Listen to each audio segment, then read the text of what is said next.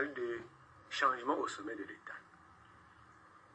Pour moi, le changement au sommet de l'État ne renvoie à rien du tout. Les enfants de lui, Paul Ojola, c'est ceux qui font que ce pays-ci soit comme il est là aujourd'hui. 99% de ceux qui aspirent au changement au sommet de l'État sont les enfants d'Ojola, y compris les opposants. Quand il dit ça, ça veut dire qu'à commencer par les opposants.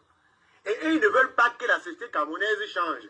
Ils ne veulent pas que la société se transforme. Ils veulent le changement au sommet de l'État. Pourquoi? Pour reproduire ce qui se fait à recevoir. Parce que si vous voulez un peu d'argent pour faire les forages au Cameroun, vous n'allez pas en recevoir.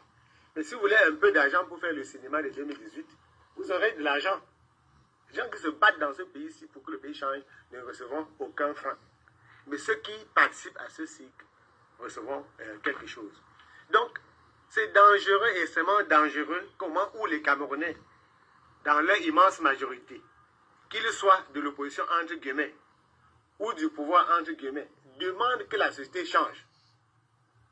Qu'on ait droit aux autoroutes comme il y en a ailleurs et que chaque citoyen puisse boire de l'eau potable.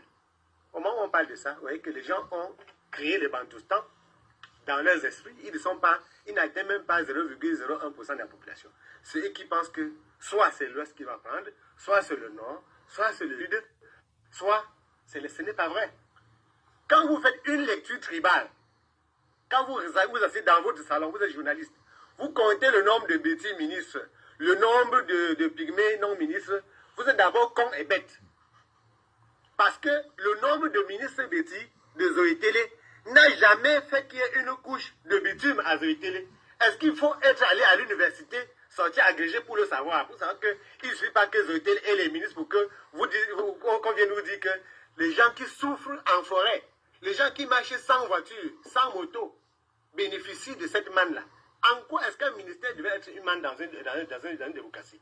Quand on a des gens bien pensants, des intellectuels, qui comptent le nombre de frères, le nombre de cousins, le nombre de militaires de leur village, est-ce que on est en train ce n'est pas l'ensauvagement, c'est une bêtise qui se propage. Donc, quand M. Fosso Victor parle, on a dit que c'est bon que ce soit un patriarche. Mais moi, le patriarche, ça n'existe pas.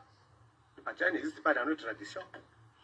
Le patriarche n'existe pas. Non, je vais venir, je n'ai pas eu envie de vous blesser en disant que le patriarche n'existe pas. Quand on est patriarche, et j'ai déjà défini cela ici, dans nos villages, un notable, c'est quelqu'un qui aime la vérité. C'est ça qu'on appelle notable. Il n'y a pas ça dans le dictionnaire.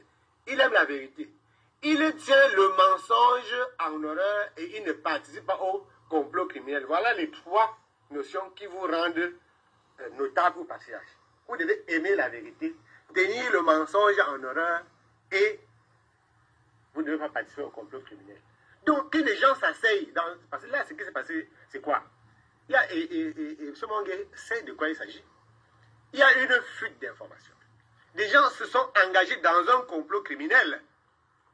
Et c'est ça qui est trahi. En réalité, M. Fosso dit des choses qui sont passées et ne revient pas à nous, parce que moi, je ne suis pas dans les antichambres. Je suis un citoyen démocrate qui participe à la prise de parole publique. Je ne suis pas dans la prise de parole mystique ou de la prise de parole nocturne. Merci. La prise de parole doit être...